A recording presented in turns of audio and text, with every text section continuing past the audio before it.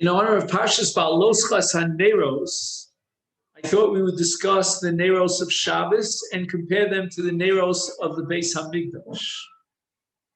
First of all, we have to determine whether or not the mitzvah of Ner Shabbos is the Oraisa or the Rabbanan. And that may sound very surprising to you, but it would seem actually from the Yalkut that there is a source for a D'Oraisa of the mitzvah of Adlakas Ner Shabbos. In fact, the Sefer Yereim seems to classify it as a D'Oraisa, perhaps the Rasag as well.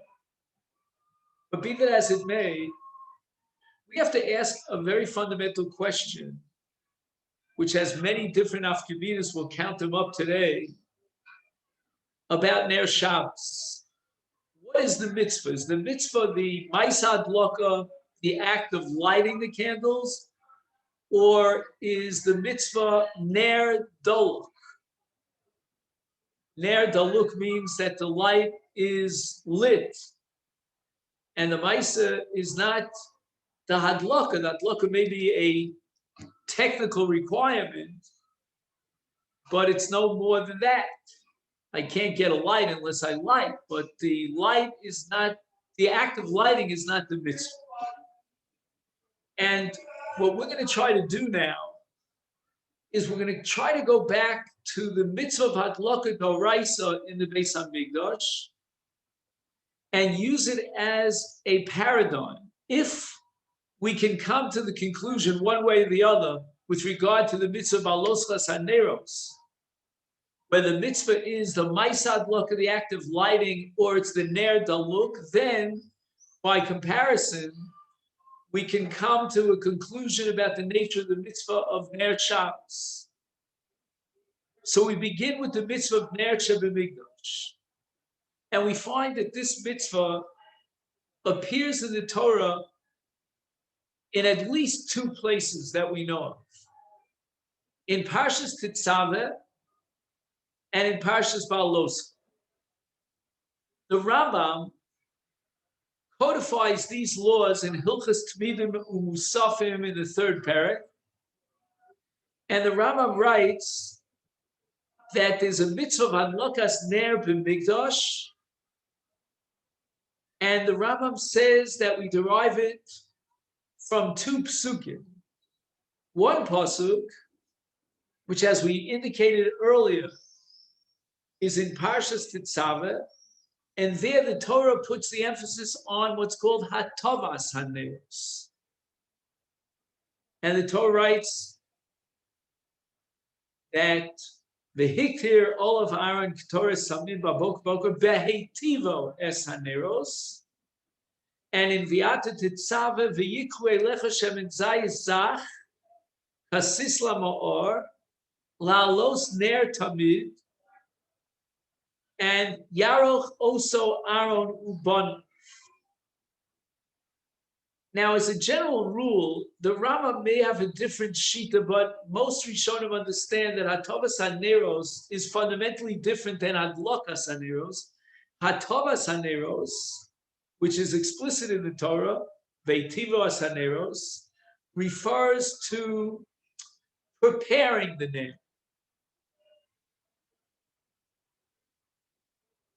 And Hatavas HaNeros requires a Kohen. It's definitely to be classified as an avoda. The Gemara goes through exactly how many Neros they did Hatava on, and actually they started with 5 Neros, then they did the last 2 Neros. It's a whole sugya in Masechta Yoma. But that's as far as Hatavas HaNeros. With regard to Hadlakas HaNeros, the Rambam tells us in Hilchas Bias Migdash, in Perek Tes Halacha Zayin, that Hadlakas HaNeros Kshera Bizarim. So a non-Kohen could be madlik the ner.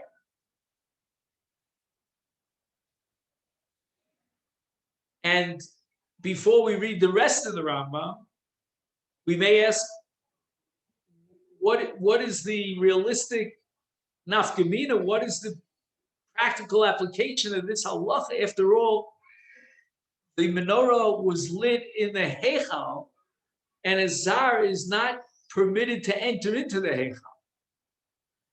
So how is it possible for a zar to be madlik the neros? Meaning hatovas haneros, the Rambam establishes, requires a kohen, and that's an avodah. But adlokas haneros, says the Rambam, is kosher b'zar. What's the reality? What's the scenario? So the Rambam writes, leficha, Eitiv hakohen es haneros votzion lachutz. The Kohen did the hatova, and the menorah is ready to be lit. The avodah of hatova was done and must be done by a Kohen inside the heichal, but now the menorah was taken out of the heichal. And the mitzvah is to have the menorah lit inside the heichal. But the Rambam describes a situation where they took the menorah out after the hatova within. They were madlik the neros outside the azara, and then they brought the menorah when it was lit back inside the heichal. So we have Kohen, Zar, Kohen. What do I mean? We have a Kohen who was in charge of the hatova saneres. He implemented the hatova, and that was b'fnim. The menorah was removed bachutz. The Zar lit the menorah bachutz, outside of the heichal, in the azara, and then the Kohen replaced the menorah inside the heichal. The only problem is, where was the hadlaka? The hadlaka was outside. That's fine, says the Rambam. And who did the hadlaka? That's also okay. The Zar can do the hadlaka because the Rambam holds that hadlaka cherub b'zar. The Ravid, in Asagas Ravid, says that the Rambam went a little too far. Hiflig harambam, kisha amar mutal l'zar ladliko. And the Ravid insists that lechatchila, if all things are ideal, it's the Kohen who lights the menorah. But the Ravid agrees to the Rambam that if the Zar lit the menorah, again, this would have to take place outside the heichal, that would be okay, and the mitzvah would be fulfilled. So it means that both the Rambam and the Ravid agree that hadlaka kshera b'zar. The only difference is that the Rambam says it's even l'chatchila kosher b'zar, and the Ravid says no, l'chatchila, we don't want the Zar to rob the Kohen of his rights to light the menorah, because as it says at the beginning of our parasha, Ba'aloschas haneros, the Torah is addressing Aaron. But as far as the status of the hadlaka per se, the hadlaka doesn't require a Kohen, and it's ksheira b'zar. Joe, did you want to make any point? Well, I mean, it could be also that, I mean, if we're talking crazy ideas, that he has like a very long, we can keep the menorah where it is. Either he lights it by an arrow, or he has a long, very long match. So for that, you have to know a sugya about shechita. If, let's say, someone who's tamei could stand outside the azara with a long knife, and I don't know, you have to know more about where this goes on. Just saying, it's not. Oh, is this the only possibility, or there's other possibilities? I don't know. Again, you'd have to analyze very carefully. In any event, the Ravid is derived from our pasuk Ba'aloschas haneros, that lechatchila the Kohen should do the hadlaka. But as far as the status of the hadlaka is concerned, even the Ravid agrees that hadlaka ksheira b'zar. So Reb Chaim, in the Sefer, in Hilchos Bias Migdash Perek Tes, writes that the Maisa Adloka is not the mitzvah of the menorah. The mitzvah of the menorah is to have a ner doluk in the mikdash. The Maisa Hadlaka is a conduit, if you will, to creating the mitzvah, but it's not the gufa shel mitzvah. So that Hatavas Haneros requires a Kohen, but the Hadlaka does not, because the mitzvah of menorah is not the Hadlaka, it's the ner doluk. And of course, the question arises, according to Reb Chaim, what do we do with the pasuk? The pasuk says "Ba'aloschas haneros," addressing the Kohen. But Adarab, if we read the pasuk very carefully, it doesn't say "Hadlakas haneros." It says "Beha'aloscha," which is a causative, right? What's called hifil in the Hebrew grammar, to make it that the light be lit. Because the mitzvah is that the light be lit, that there be a ner doluk. And the Chazon Ish writes that if hadlaka doesn't require a Kohen and the mitzvah is the ner doluk, then it's irrelevant how the ner became doluk. What's relevant is that the menorah is doluk inside the heichal. And he goes far as to say that you could have a kof, an animal would be madlik dineros. That's fine. So the mitzvah is now ner doluk. And now the question arises, can we make an equation between the mitzvah of Ner Shabbos and the mitzvah of Hadlakas Neros for Shabbos? In which case, we would come to the conclusion that the mitzvah of Ner Shabbos is not the Maisa Hadlaka, but the Ner Doluk. And if we read the Sefer Achinuch carefully, in mitzvah number Tzadi Ches, he writes that the mitzvah is Lahativ Ner Tamid L'Shem Yisparach Chaim Yarach Osa Kohen Klomer Yarach HaNer L'Fnei Hashem Yisparach Umishar She'ah Mitzvah Lios Ner Doluk Beis HaMikdash. And the shorish, the root of the mitzvah, or perhaps you could say the goal of the mitzvah, is that there be a ner doluk in the Beis Hamikdash. Can we apply this to Ner Shabbos? Well, guess what? The Rambam writes in Perek Lamed Halacha Vav Mehilchas Shabbos. Listen carefully to the language of the Rambam. Yehei ner doluk v'shulchan aruch. The ner should be doluk. It's not the Maisa Adlaka, but the Rambam using the same phrase that we saw with regard to the mitzvah Adlakas Ner Shebemikdash, utilizes that phrase to the mitzvah of Ner Shabbos, and he calls it a Ner Doluk. It would mean that the Maisa Adlaka is really just a technicality, as we said at the outset. It's a machshir for the mitzvah. It sets up the mitzvah, but the mitzvah itself is ner doluk. Now, I mentioned at the outset that it does seem from at least one or two sources that the mitzvah of Ner Shabbos is doraisa. In fact, the language, let's see if I can find it. Just give me a second.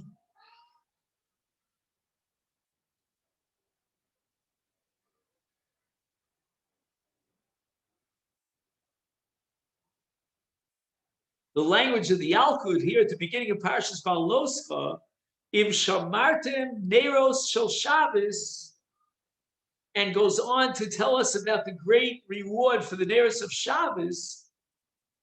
And this comment of the Yalkut is attached to the opening pasuk in our Parasha, Baloscha Saneros.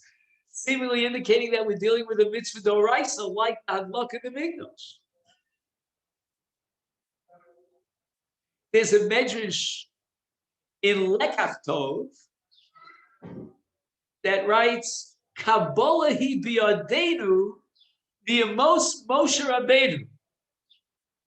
I don't know if he means Allah Moshe Misina, but that also might indicate that there's a d'oraisa. But in any event, the Sefer Yereim calculates in mitzvah Tov Chaf Tes the mitzvah of Hadlakas Haneros, of Shabbos. Is a very philosophical, if I could, tshuva here in the name of Rabbeinu Meshulam. You'll see it in the first page on footnote number 3.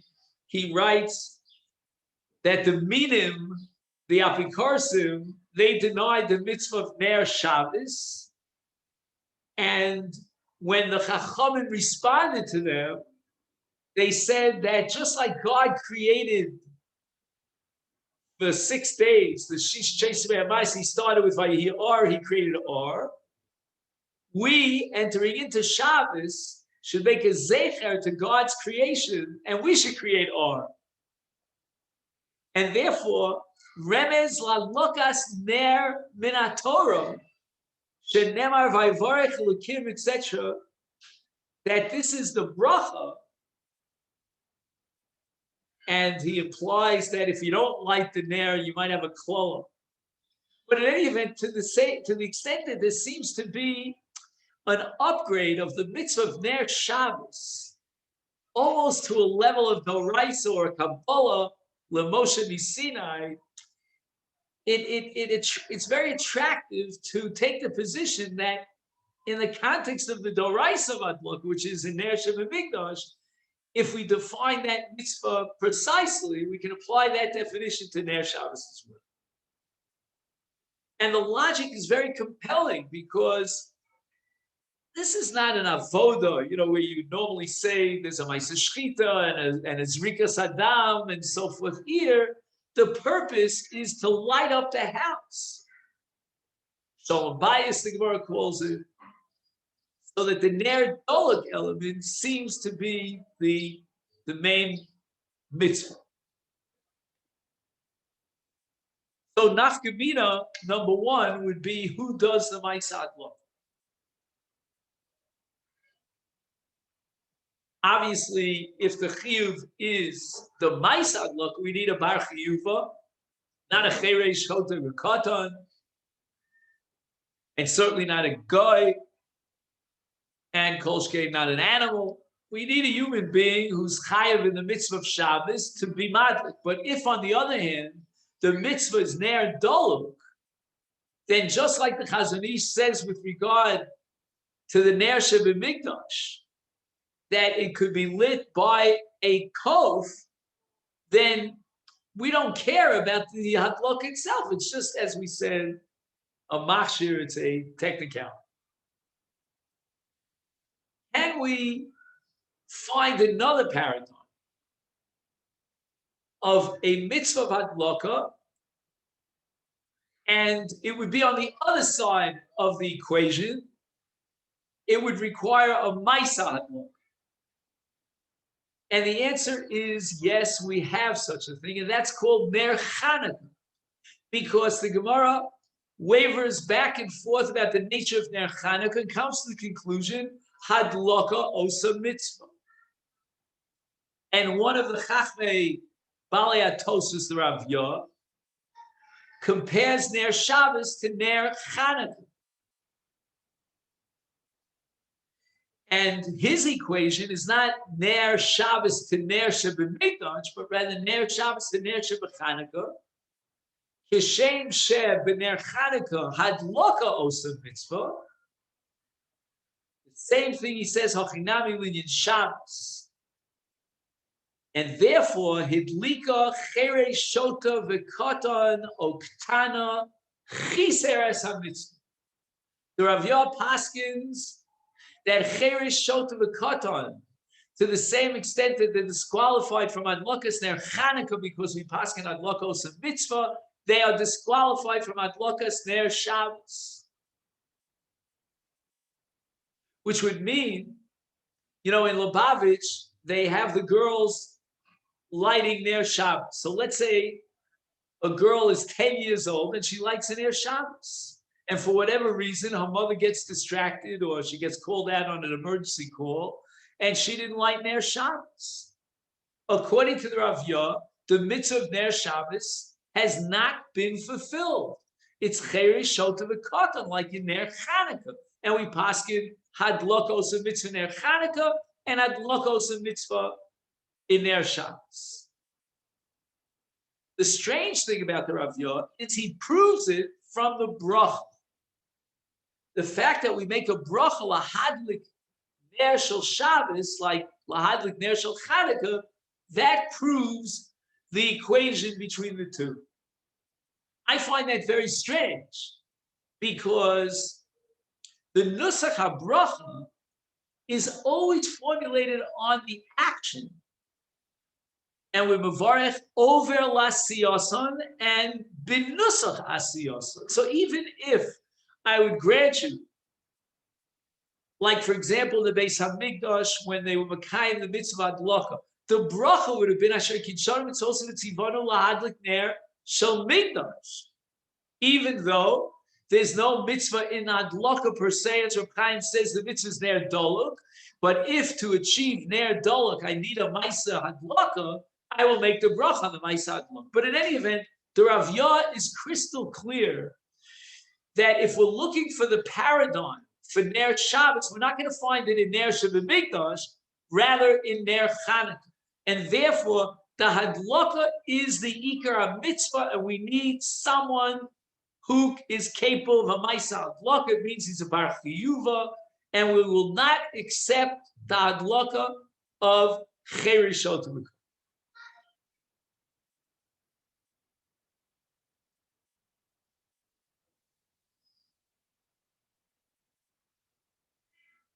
Now, if we take this nafkamina about Cherish Otamuk Katan one step further, we're going to have a lot of trouble with the Magen Avram. The Magen Avram in Siman Reish Samach Gimel, addressing the case of a woman who didn't get a chance to light Ner Shabbos, and it's already Bein Hashmashos. And the Magen Avram advocates that she tell a guy to light a Ner Shabbos on her behalf, and then Magen Avram says she can make a bracha when she enjoys the benefit of that Ner lit by a guy. And the Rav Shulchan Aruch disagrees with the Magen Avram, and this you'll see on the top of page 9. Isha she'ichra v'lo idlika nero Shabbos ad ben hashmashos. Chazav Magen Avram shebenidon zeh yesh lahatir leisha letzavos lenachri sheyadlik bavura ve'isha tivarech when she benefits from the ner. Now, there are a number of issues that we could raise over here. First of all, is there an issue of Amira L'Nachri? Let's assume the Ramah has a principle all over Hilchos Shabbos that if we have 3 variables that we could check off, A, B, and C, number 1, if we're talking about a mitzvah, l'tzorech mitzvah, and number 2, if we're talking ben hashmashos, and number 3, if you're talking about Amir L'Nachri Shvus, so you have a Shvus, the mitzvah, the Shvus, the Ben Hashmashos b'mokom mitzvah, and that's mutter. So the Ramah will allow telling a guy to do a malacha for you on Shabbos during Ben Hashmashos if the action is a Shvus. So that Amir L'Nachri is a Shvus, it's Ben Hashmashos. You can do this for the sake of a mitzvah. So that clears the path about how we can allow this to take place. and how the Magen Avram could fit within the context of Melecha Shabbos, of Yisura Shabbos. But we have a more basic problem with the Magen Avram, and that is, how could the action of the guy on behalf of the Jewish woman relate to the Jewish woman? There's no shlichus liyakum. And in fact, the Magen Avram went a step too far when he said that she can make a bracha on the hadlaka of the guy. The Taz writes in Yeridea that if you were to send a guy with a kli to a mikvah, a kli that needs tefillah, you would not be able to make a bracha on the tefillah of a guy, because there's no shlichus liyakum. The guy is not a ben bris, and his action does not relate to you. And yet, the Magen Avram says that you can, in these circumstances, she can tell the guy to light the Ner Shabbos on her behalf, and she'll make a bracha on. The Shulchan Arav, as we mentioned before, in Siman, that same Siman Reish Samach Gimel, disagrees.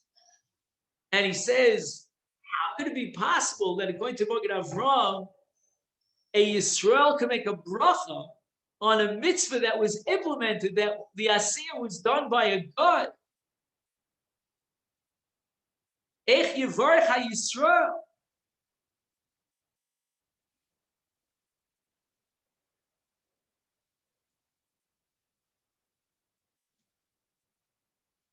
Now, understanding that the Taz objected to the Magen Avram based on this analogy between Tfilas Kalim and Ner Shabbos, raising the objection, how could the Magen Avram allow her to make a bracha? The Rav Shulchan Aruch says, Ner Shabbos ein hadloka gemar mitzvasa, ki gam li achar hadloka yesh mitzvah, v'hi hano li ora, v'hi ikar mitzvah, el shadloka hi hascholas ha-mitzvah.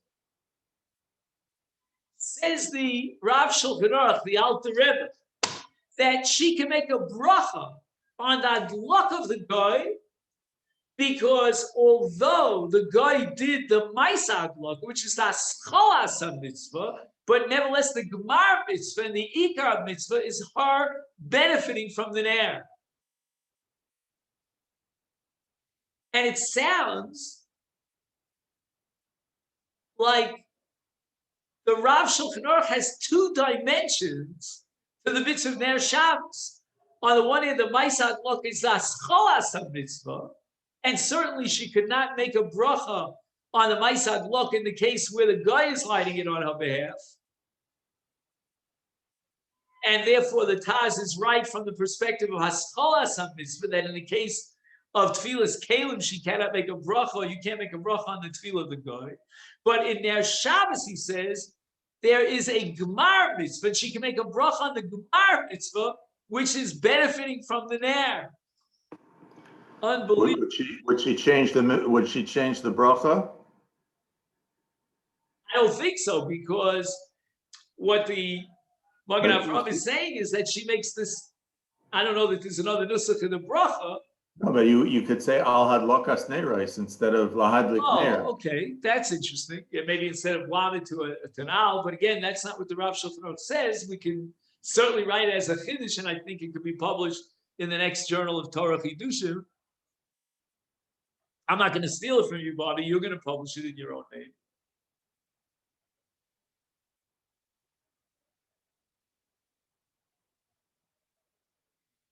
And again, all the Achronim of Kveger and the Nesivis, they all argue, how could it be that the guy could light the Ner Shabbos for you? I mean, ain't shlichus li'aku, and his hadlaka is like a ma'aseh kol. But the answer is, it seems that the Magen Avram, and to some extent, not totally, the Rav Shulchan Aruch, they belong to that first way of understanding it, in which our paradigm for Ner Shabbos is Ner Shabbos Faloschas Haneros, and the mitzvah is the Ner Dol. And the logic that compels us to accept that analogy is the fact that the ultimate goal of Ner Shabbos is to benefit from the Ner, and therefore, in defending the Mogen Avram, the Rav Shulchan Aruch says she can make a bracha on benefiting from the Ner, and that's the Ikar mitzvah.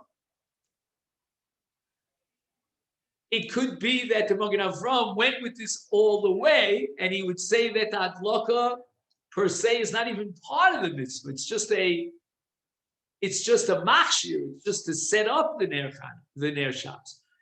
That's not as far as the Rav Shulchan Aruch would be willing to go. The Rav Shulchan Aruch says that Scholas HaMitzvah is the Adlaka itself. She's going to be making a bracha on the Gemara mitzvah.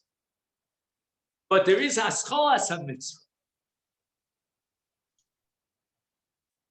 So, is there the reason for the mitzvah of Neiros, right? There's differences. I mean, obviously between Hanukkah and Shabbos, there's difference between Pesumei Nisa and whether it's part of Shalom Bayis. Shalom Bayis. In the mitzvah of Ner in the Beis Hamikdash, it was covered, was it not? It was what? It was covered, with regards to Hashem. And again, really, that's more in the realm of sort of hashkafa. Yeah, but I would say you're right. The hashkafa of Ner Shebemikdash is the covet of the Mikdash. Yeah, the covet is for with regards to Hashem. So, I mean, I don't see how we're comparing everything here. It just seems like they all have different reasons for them. So it does that not take away from the concept of using one to explain the other? I would say the following.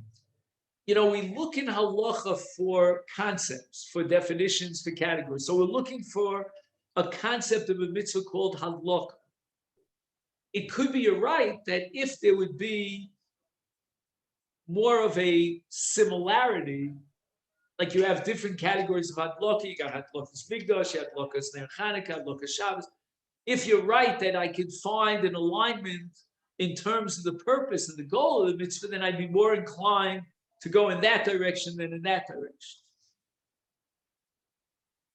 But at the end of the day, what we have to define is how does the mitzvah define itself? Meaning, if it's the Oraisa, if it's the Rabbanon, let's assume that Ner Shabbos is a D'Rabbanan. What did the Rabbanan require? Did they define the mitzvah and categorize it as hadlaka, similar to Ner Chanukah, albeit for other reasons? But it doesn't matter. They wanted a hadlaka. Asher Kinsharim Mitzvos Mitzivana, says the Rav Yah, the bracha itself is your proof. Lahadl. Or no. The Rabbanan compared it to that mitzvah d'oraisa of hadlaka Mikdash. And maybe philosophically, again, this is all speculative. You could say that when I light my Ner Shabbos in my house becomes like a Mikdash. Again, it's not crazy to say such a thing. And they want the Ner Dol. But one thing is clear, they want you to benefit from the Ner. And in that sense, it's the exact antithesis of Ner Chanukah, where Asal Ishtamesh Liora. And here the mitzvah is entirely from A to Z to benefit from the Ner Chanukah, from the Ner Shabbos. And therefore, the Rav Shulchan Aruch justifies her bracha when the guy lights on her beer because she is going to benefit from the Ner. And now, Rabbo, so we get to the most important afkamina to this whole discussion that we've had of today, the two definitions of Ner Shabbos, and that is Rabbeinu Tam. What happens if I lit a Ner Lamazog Friday morning, for whatever reason, I'm lighting up my house, and now it's Friday night? Do I have to put out the Ner and start from scratch? Says Rabbeinu Tam, that's exactly what I have to do. This is Rabbeinu Tam in Tosas Chaf Heyam and Beis, the sugi of Ner Shabbos. Hoya Ner Mudlat v'Omed Ner of Shabbos b'Ba'od Yom. That's a quote, word for word of Rabbeinu Tam. And the raya that Rabbeinu Tam brings from the story in the Gemara of Rav Yosef and his wife, Rav Yosef objected to the fact that his wife was lighting too late. And he quoted a pasuk, Lo Yomish Amud Hanan Yomam VaAmud Ha'esh Laila. Malamed Shamud Hanan Mashlim LaAmud Ha'esh VaAmud Ha'esh Mashlim LaAmud Ha'anan. So the Amud Ha'anan, which served during the daylight, was replaced by the Amud Ha'esh when it was still daylight. The Amud Ha'esh is a metaphor in this case for Ner Shabbos, and it's got to be at the time of the Amud Hanan, which served during the day. So the wife of Rav Yosef got the impression that she should light much earlier, so she lit very early. And then one of the scholars said to her, "You're lighting too early." And he quoted a brisa that Bilvad shelo yakdim ubilvad shelo ya'acher. You shouldn't light too early, you shouldn't light too late. So Rabbeinu Tam derived from this sugya, this story in the Gemara, that if you light too early, that light will not serve as an Ner Shabbos. You're going to have to put it out and light it again. Now, it sounds like when the Hahu Saba, that scholar, said to her, "Ubilvad shelo yakdim," it means that she had a Ner that was early. It was mudlak v'omei mibojam. She's got to put it out and light it again. And the lighting has to be a lighting that is nikar l'shem Shabbos. That's what Rabbeinu Tam demands.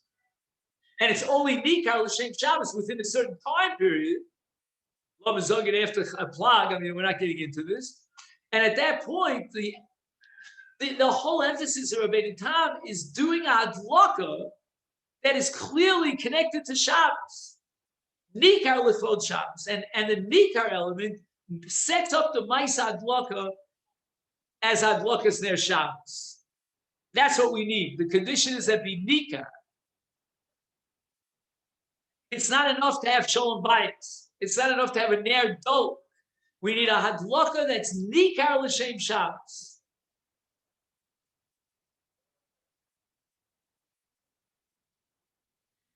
How do we paskin? I don't know. On the one hand, we have the Magen Avram that seems to indicate that the mitzvah is the ner dol. The Rav Shulchan Aruch seems to protect and defend the Magen Avram. She can even make a brach when the guy lights it, as long as she's benefiting from it. But on the other hand, there are more paskins like Rabbeinu Tam, that if there's an ner dolik mibojom, you have to put it out and you have to rekindle it. And he seems to be codifying the requirement of a maisat lokal. And the plot goes thicker because we quoted the Rambam in Hilchas Shabbos Perek Lamed. The Rambam defines the mitzvah as ner dolim. But yet,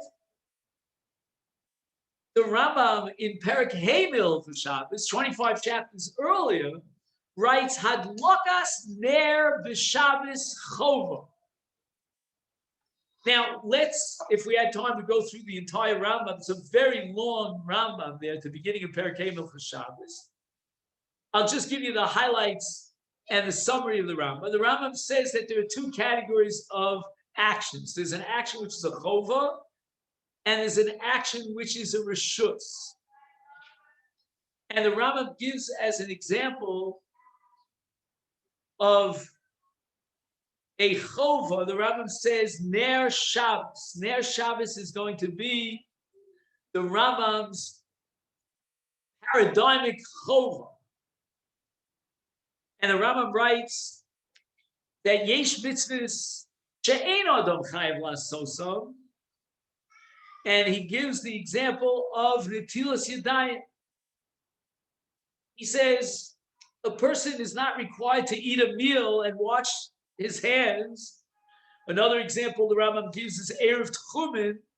He's not obligated to set up tchumen because he's going to go 2,000 amay out of the city limits. But yesh mitzvah she'adam chayav lirdof achrev. And the example of the Rambam is Ner Shabbos.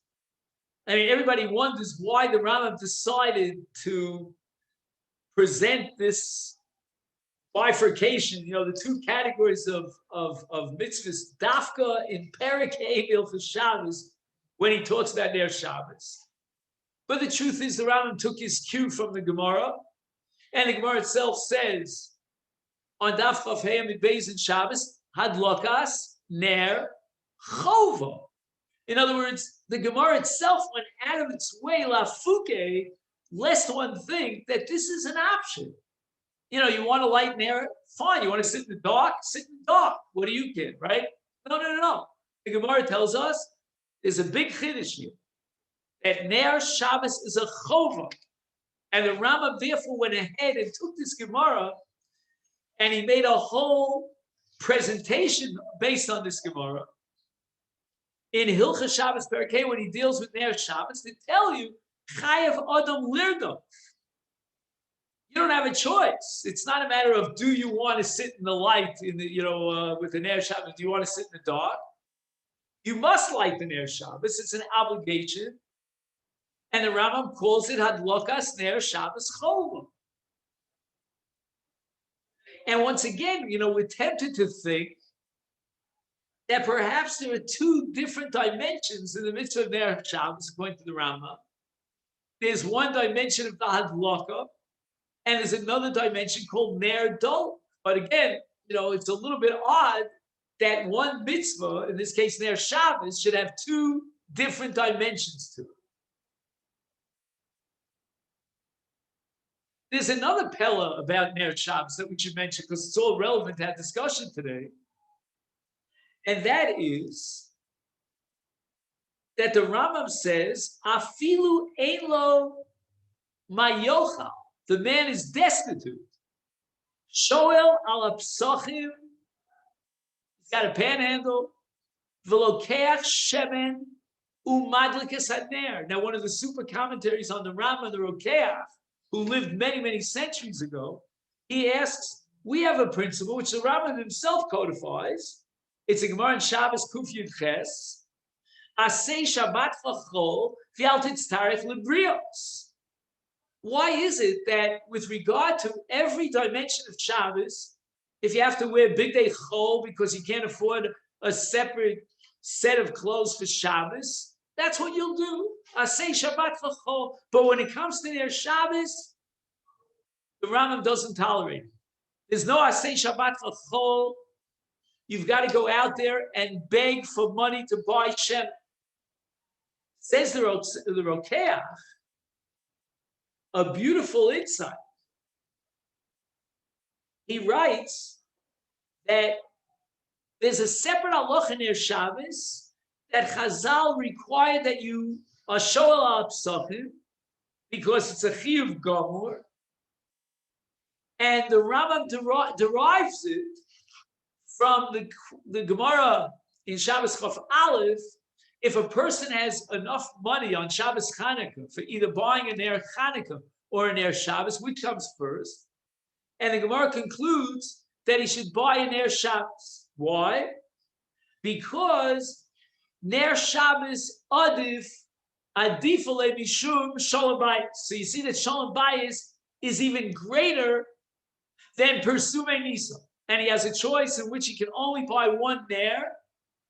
He should buy a Ner Shabbos and be Mekayim the mitzvah of Ner Shabbos. So it seems that despite the fact that Ner Chanukah is so chamor because of Pirsum Nes, and the Gemara puts it ahead of Kiddush and other mitzvahs, but when it comes to Ner Shabbos, which is Shalom Bayis, it's more chamor even than Chanukah that has Pirsumei Nisa. And if with regard to Ner Chanukah, the Gemara says that he has to sell the shirt off his back, how much more so, says the Rambam, with a Kal V'chomer, that Ner Shabbos, which is more chomer than Chanukah because of Shalom Bayis, he's got to sell the shirt off his back and be machmir for the Ner Chanukah, for the Ner Shabbos. I have a question. Yeah, David. Okay, so if it was really Deraisa, the one I just say it's Deraisa, and that's the end of the argument right there. There's no doubt in my mind that the Rambam did not accept any of these midrashim, or if he did see these midrashim, he didn't take them literally la halacha. the Rambam holds that Ner Shabbos is the Rabbana. Right. And it was established by the Chachamim in order to guarantee Shalom Bayis. And now the Chachamim said Ner Shabbos is even more chomer than Ner Chanukah. Because if you have only enough money, you'll buy a Ner Shabbos. And why? Because Shalom Bayis is even greater than Pirsum Hanes. You know, the famous story of the Chafetz Chaim, he was very makpid to light Ner Chanukah the earliest possible time. But I think it was his grandson who tells the story that he noticed that on this particular night, the Chafetz Chaim is not lighting Ner Chanukah. And I don't know what time it was, 11 or 12 midnight, and his wife, the Chafetz Chaim's Rebbetzin, comes in, and the Chafetz Chaim says, now it's time to light Ner Chanukah.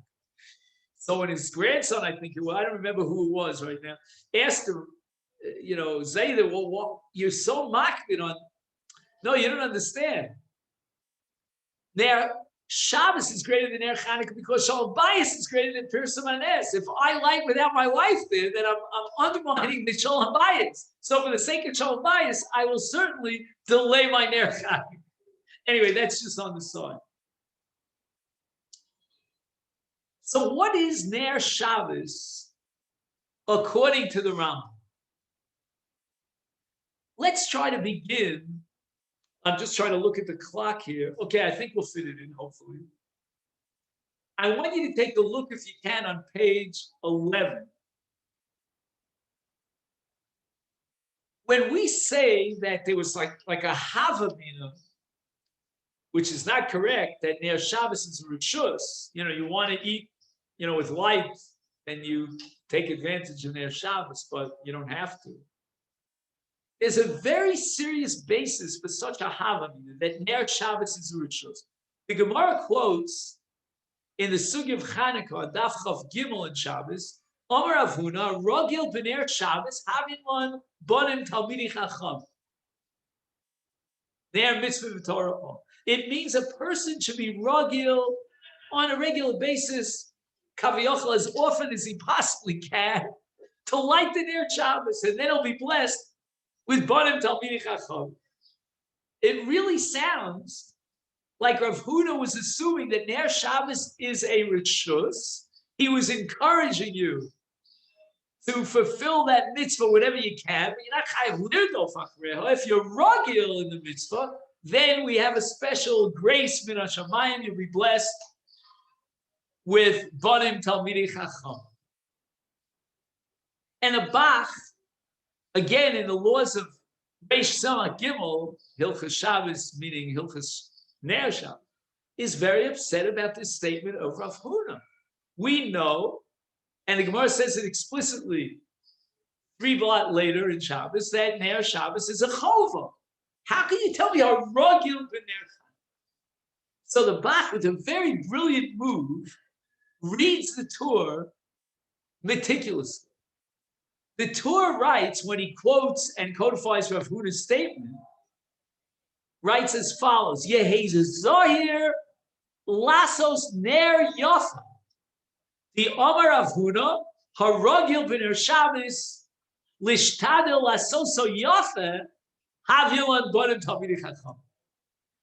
The Torah reformulates, maybe at a different year, so I don't know, he rewrites the text of Rav Huna. Rav Huna is not talking about Ragil b'Ner. He's talking about Ragil b'Ner Yafa. And again, exactly what a Ner Yafa is, I don't know. We use wax candles. I think they're fine. But now you have all sorts of different types of Ner Shabbos. And, in a sense, I'm not, if you know my personality, I'm not such a big fan of, changing tradition. And, they have all these talesim now. I don't know if you've seen any of them. Probably in your area, you don't see any. But here, in this area called Katamon, you'll see every kind of talis you ever imagine, of every color and every stripe. So I wear the old-fashioned talis, The Sfaradim wear an even more old-fashioned talis. It doesn't even have a black stripe on it. But in the case of Ner Shabbos, if you ask me, I'm all in favor of innovation. If you could come up with a bona fide Ner Shabbos that is yafa, it's even more beautiful than the classic Ner Shabbos with a wax candle I'm all in favor because the Torah says that's what Rav Huna had in mind. That he wants you to be Ragil B'ner Yofen. But it goes without saying, as we say in Yiddish, it's upgraded, that he has to light Ner Shabbos every Friday night. This is not a matter of Ragil, because Ner Shabbos is a chov. And Tzorech levarech, says the Rambam, kodem adloka kederech shemevarech al kol dvarim shel chova midivrei sofer. The Rambam is outspoken that we're talking about a mitzvah d'Rabbanan. Again, midivrei sofer. I'm not getting into the Kesef Mishnah at the beginning of Tumas Nes. Whatever the Rambam means by midivrei sofer, fine, but it's certainly not d'oraisa. And here we really have to analyze midivrei sofer, not from the perspective of is it d'oraisa? That's not d'oraisa. But in Hilchos Shabbos, the Rambam in Perek Lamed, I believe, has a very, very distinct and precise definition of an entire structure of Shabbos, the Oraisa. And if you're watching my hands, I got one hand on my right, one hand on my left. And the Rabbanans, again, one hand on my right and one hand on my left. On a Doraisa level, the Rambam classifies Shabbos under two categories, Zachar v'Shamar. Zachar are the mitzvahs aseh of Shabbos, and Shamar the los chassos. That's all on a Doraisa level. On a D'Rabbanan level, he quotes the pasuk of Yeshaya Navi, and once again we split the D'Rabbanans of Shabbos into two.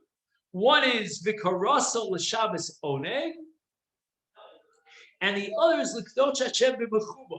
And the Rambam says there are two D'Rabbanans in Shabbos. One is called Oneg Shabbos, and the other is Kavod Shabbos.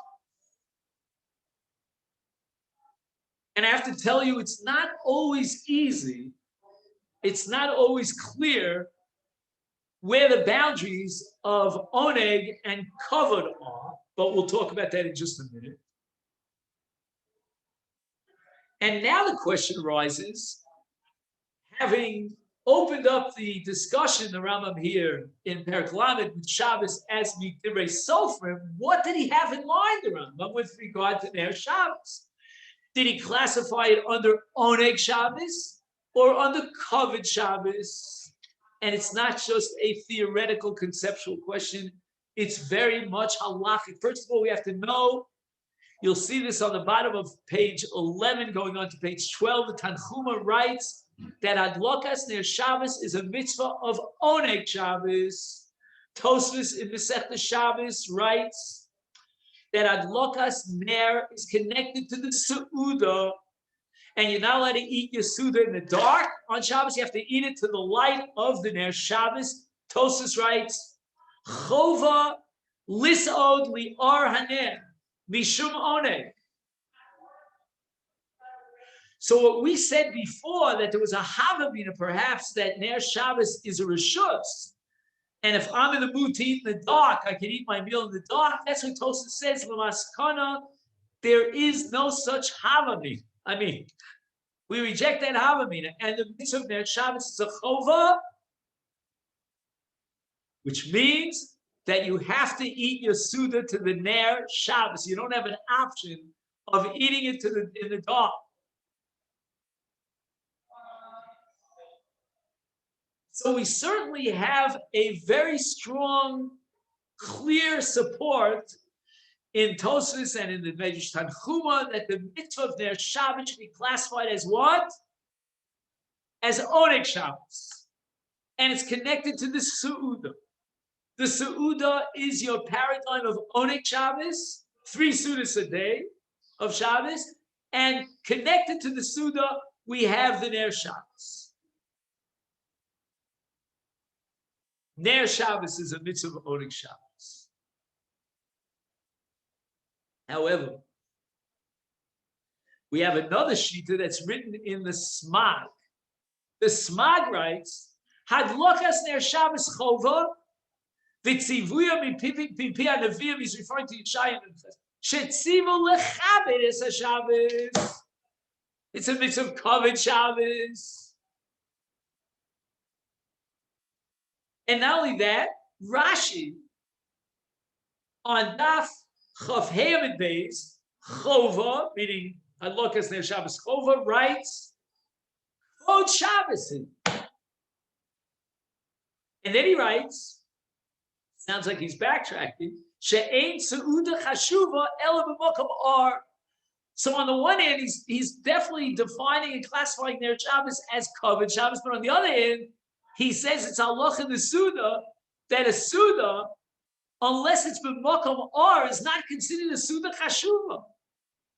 How do we square with that, Rashi? Minei ubei. I mean, is it kavod Shabbos? Is it oneg Shabbos?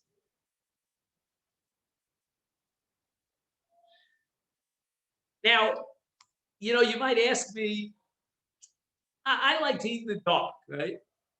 I don't mean me, right? So why this emphasis on oneg Shabbos in the Tanchuma and Tosas? I have to eat li'or and ner.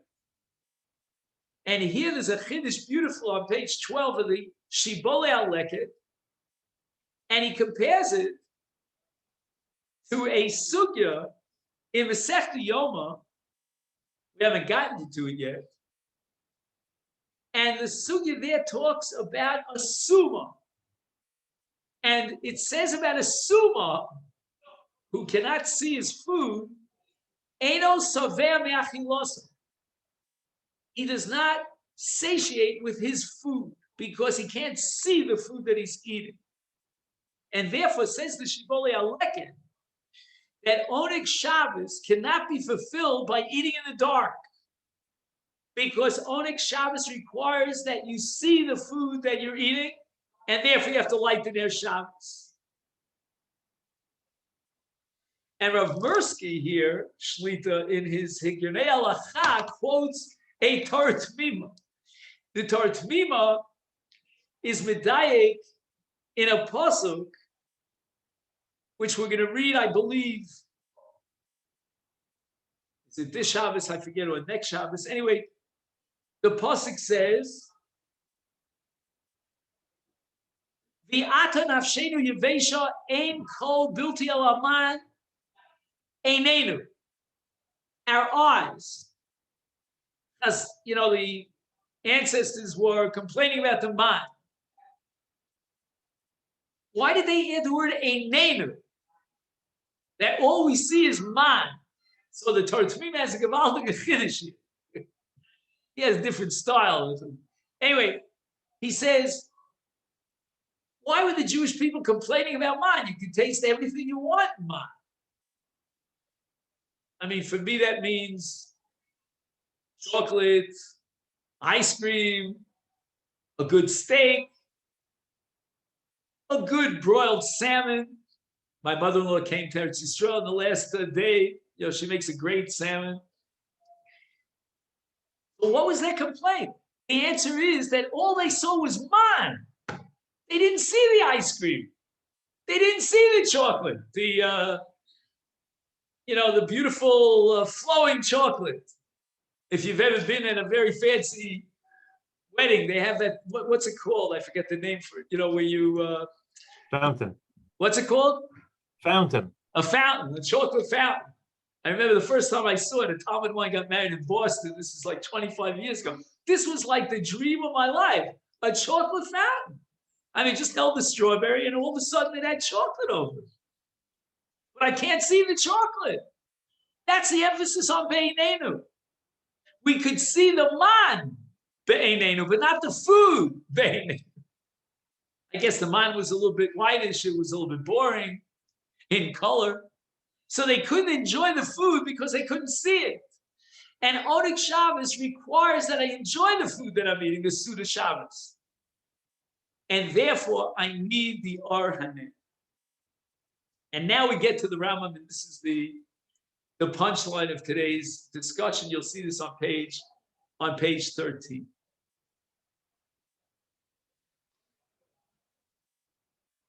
The Rambam codifies the mitzvah of Ner Shabbos in two different places, in Perek Hey and in Perek Lam. But there's a fundamental difference between the two. In Perek Lamed, the Rambam is discussing preparing for Shabbos. And that whole discussion is completely omitted in Perek Hey. And Perek Hey is talking about the chova of Ner Shabbos. Says the Brisker Rav, the Rambam held that there were, again, this typical brisk, Svei beat in two dimensions to the mitzvah of Ner Shabbos. One mitzvah is Oneg Shabbos. And truth be told, if not for the fact that Lo Sevaru Eish B'chol Mosh V'seichem, we would light the Ner Shabbos right at the beginning of the Suda. That's when we have the mitzvah of Oneg. But there's another mitzvah, and that's the mitzvah of Kavod Shabbos. Says the Brisker Rav, if you're careful about reading the Rambam in Perek Lamed, you will see that every single enumerated action in the Rambam of Kavod Shabbos all takes place on Erev Shabbos. And the Rambam describes in dramatic terms how we anticipate the Melech HaShabbos. Right? The Bali Kabbalah call it a Malka. The Rambam calls it a Melech. The Melech of Shabbos is coming. Prepare the house. Make sure there's an air dome. Prepare the tables. Prepare your beds. Prepare your food. All this goes on in Erev Shabbos because Kavod Shabbos means anticipating the Shabbos. The Mela Rabosa. We come back to our original question that we began with. What is the mitzvah of Ner Shabbos? Is it the Maisad Loka or the Ner Dolok? And one could say, as we try to see in the Rav Shulchan Aruch about the Ascholas HaMitzvah, the Gemara Mitzvah, that in truth, there are two dimensions to Ner Shabbos.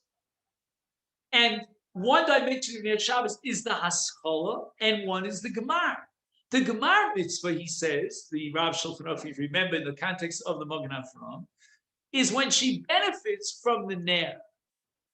And that benefit, even in the case where the Ner was lit by a guy, allows her to make a bracha on the Ner. The benefit from the Ner is what we call Oneg Shabbos. In addition to Oneg Shabbos, there's a mitzvah of Hadlakas Shabbos. So, for example, Rabbeinu Tam addressed the question of a Ner that was Dolok Mibod Yom Gadol. Do I have to put it out and rekindle it? From the perspective of Kavod Shabbos, the answer is an absolute yes. I have to put it out and rekindle it. Or to use the terminology of Rabbeinu Tam, we need Adlok Ani Teretz. And from this perspective, it's the Maisad Loka that's the mitzvah. And the Maisad Loka is a Maisa of Kvod Shabbos. No less than washing my body before Shabbos, setting up my table before Shabbos, etc., etc.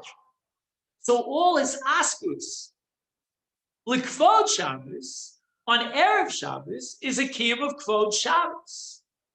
In the Sefer of the Pasuk in Yeshayahu and Navi, but the ratio of a Karasa Shabbos Oneg, there, the Hadlok itself is secondary. It's a Hechetimtza.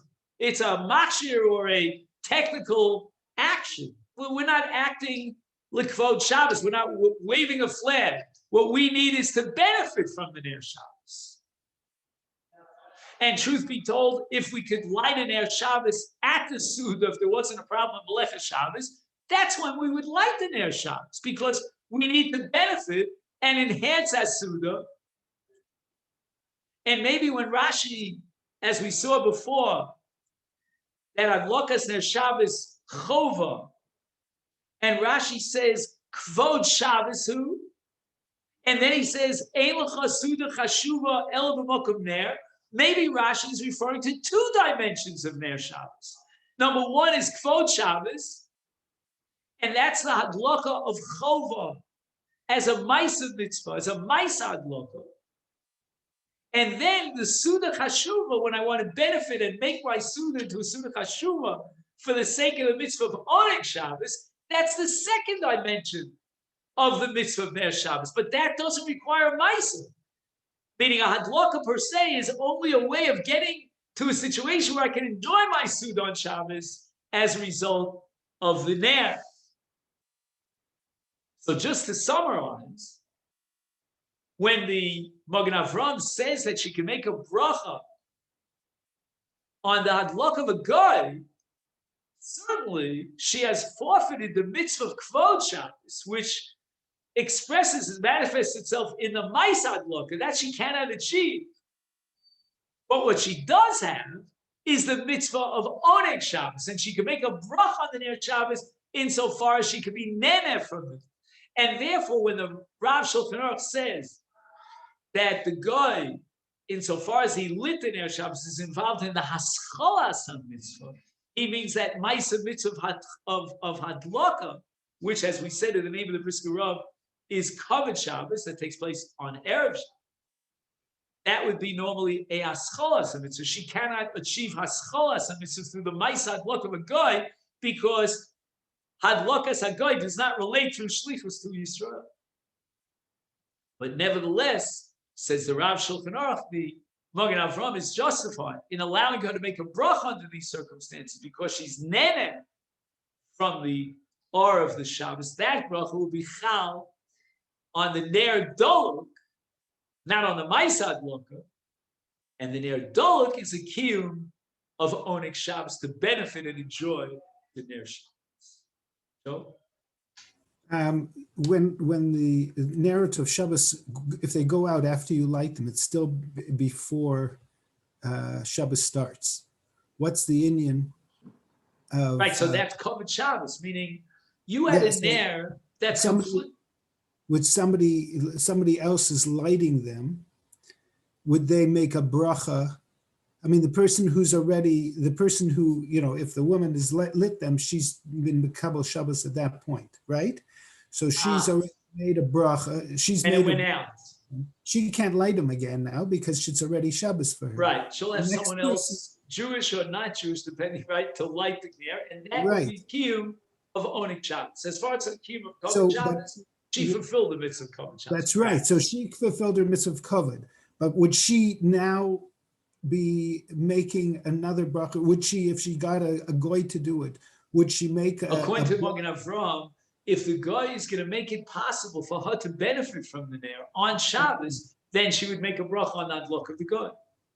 So because she already made a bracha, but that would only now I see your point. I'm sorry, I was very much in a theoretical mode. Practically speaking, I would say that once she already recited the bracha, then she would not make a second bracha. Well, let's just think about that. Her mitzvah of Oneg Shabbos is gone because the light went out. But she made a bracha, we're saying perhaps on the haschalas mitzvah, which is the Maisa hadlaka. Would she make? I mean, just intuitively, I would say that she would not make a second bracha in that case. And somebody else, if they lit it? Or the house? Another member of the household, let's say, you say.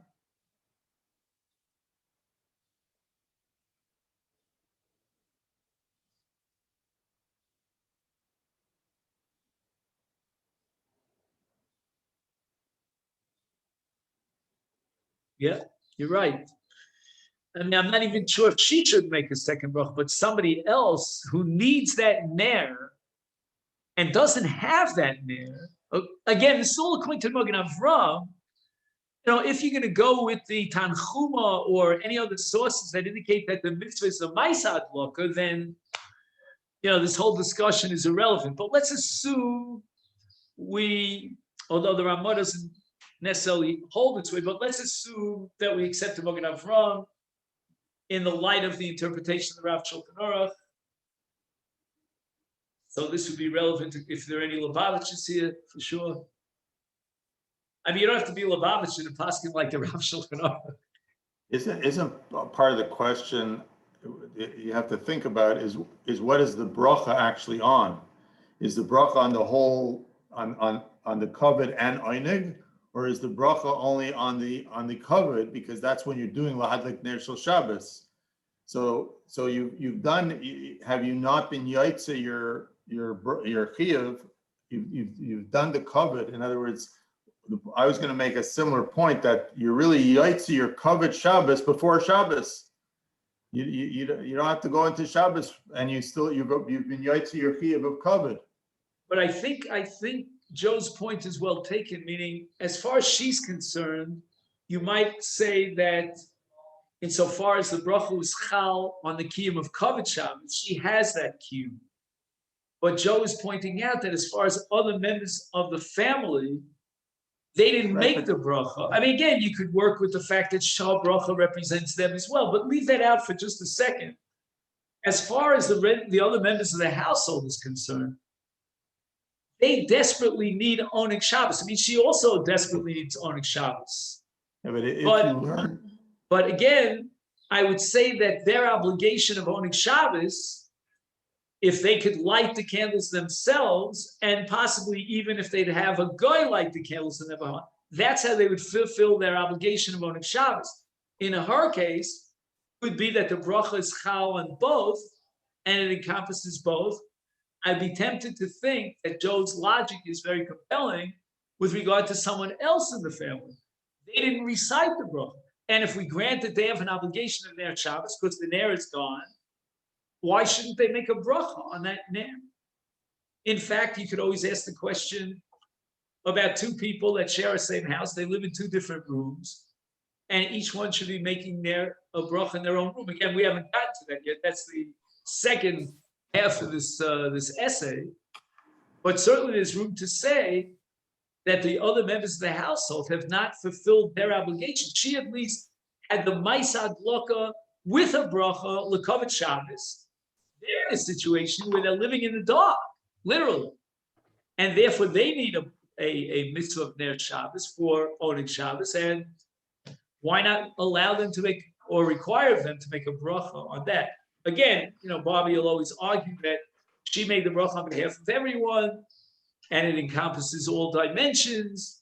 And even if one dimension fell by the wayside, the bracha is still chal, and it's valid based on Kovet Shabbos. I would argue with the logic that I said before, that the bracha, by virtue of how the bracha is, the nusach of the bracha, it's on the lighting, it's on the Kovet Shabbos side of it, if you were going to even separate it. So right. She was yaitze that chiyuv. There's no other bracha. I'm just wondering, do we say therefore that she, representing the entire mishpacha, set up a bracha, the bracha is valid, and they were yotze without bracha? Or do we say no? As far as they're concerned, they didn't fulfill the mitzvah, at least begufo of Kovet Shabbos. Now they have a mitzvah of Oneg Shabbos. They don't want to eat in the dark. The halacha requires of them to eat in the light. Maybe they should make a bracha on it. I would say they have been. They were yaitze. As soon as she lit those candles, they were all yaitze. Maybe yes, maybe no. Again, for that, we'd have to learn the second half of this article, because it could be that the mitzvah of Oneg Shabbos is not just on the bias itself, but it's chal on every individual member of the bias. So I might have my need for a light and my Oneg Shabbos, you have yours. We might be in different rooms. The thing is that the light went out. Bobby, you're right. If the light didn't go out, that nobody could make if they made more, if they can't make a bracha on the lights themselves, if that light didn't go out, the fact is that they're relighting. Or there's a new light. But if that household had a bracha already, that house, you're making one bracha for the house. You don't normally make, unless like we're getting to the other case of. Yeah, if you assume that the mitzvah is Oneg Shabbos. But normally you have one house. No, she made a bracha, but there's no Oneg Shabbos. Anyway. Oneg Shabbos is at the Suda, and the Suda she's eating in the dark, so she has an obligation of this. Could be the bracha for her, but even that's a stretch. I'm not sure that her bracha is chal. We're assuming that this Kovet Shabbos based on the Brisker Rav, and therefore the bracha was chal on the Kovet Shabbos. But it seems from other sources that the mitzvah is the Ikar, the Oneg Shabbos during the Suda. And if the light went out and she's going to be sitting in the dark, she has an obligation of Oneg Shabbos. She should be making a bracha on that. Now, can she make a bracha if somebody else does it? And if a guy does it, then we get back to the Moed Avram.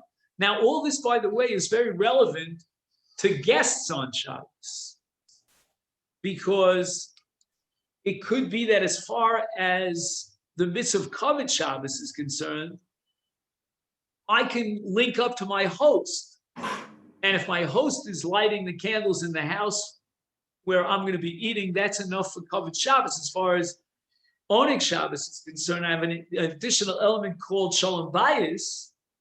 And when I get home at night to my own house and it's dark, there's no Shalom Bayis, so I should be lighting in my house. And it could be, once again, that there are two dimensions of Ner Shabbos. One, I will fulfill vicariously through the Bala Bayis, or more likely the Bala Bayis, because I'm a host and I'm going to enjoy my Seudah in that house, which is lit up with a Ner. So she can make the bracha and do the lighting on my behalf. That's Oneg Shabbos. But when I come home, I want to see the lights so that I don't stumble, walk into a table. And for that, Shalom Bayis, I need my own Ner as I come back home. Now, would that be sufficient to make a bracha on Erev Shabbos? Again, conditional that I will see the Ner. You want to use yahrzeit candles, whatever you want to use, when I get back home. So if I'm going to be a guest in someone's house in the summer months, and I'm going to return home at 12 midnight, I want to make sure that if I made a bracha on my Neros, I'm not saying we should, but I'm saying if, according to that sheet, I make a bracha on my adlok, even though I'm not eating.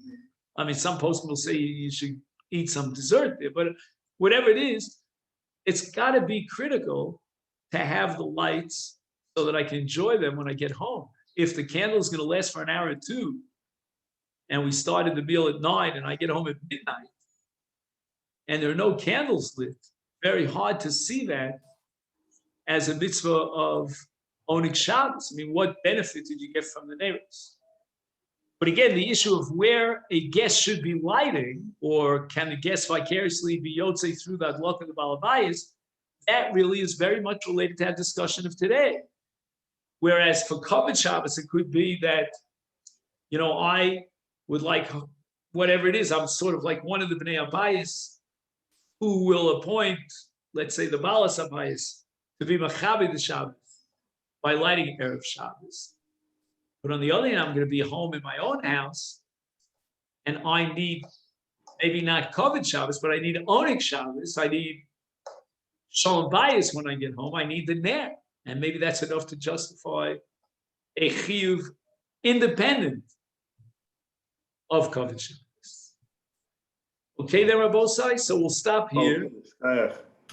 And I thought this is, again, I'm not taking any credit for it. I just try to put it in my own paragraph structure, but I think he did an excellent job. He doesn't need my putting together so many sources.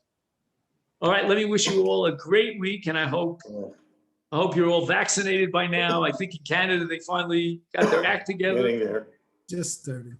Okay. Hey, Call too. Thank you.